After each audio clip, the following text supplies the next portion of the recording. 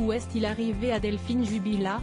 Dans la nuit du 15 au 16 décembre 2020, l'infirmière disparaît à l'âge de 33 ans dans le département du Tarn, dont elle est originaire. Aujourd'hui, la piste de l'accident de la route est encore prise en considération. Après des mois d'enquête, son mari, Cédric Jubilard, a été mis en examen pour son meurtre aggravé et placé en détention en juin 2021. Alors qu'une demande de remise en liberté a été formulée par ses avocats, cette dernière a été refusée. Me Jean-Baptiste Allary, avocat de Cédric Jubilard, évoque une 308 GT noire qui passe à une telle vitesse devant la pharmacie qu'on n'arrive pas à identifier son immatriculation.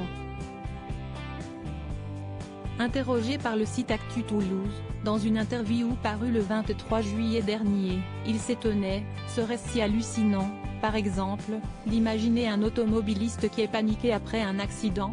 Quelqu'un qui aurait roulé trop vite, l'aurait percuté et tué, avant de la faire disparaître, et de passer devant la pharmacie?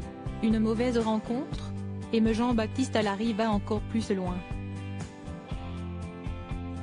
Il évoque des témoins et la piste d'une mauvaise rencontre, et puis, il y a ces hommes qui, à 30 minutes d'écart, voient une voiture avec les phares et le plafonnier allumés, dans un chemin de terre, en pleine forêt. Le deuxième a vu un homme sortir de la forêt, partir précipitamment et monter dans une voiture. Là encore, on n'a rien cherché. Et ce ne sont pas les seules pistes.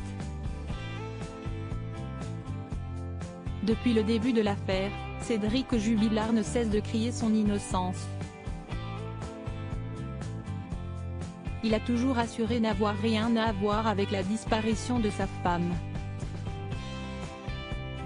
Même depuis qu'il est mis en examen, il continue de garder cette même ligne de conduite.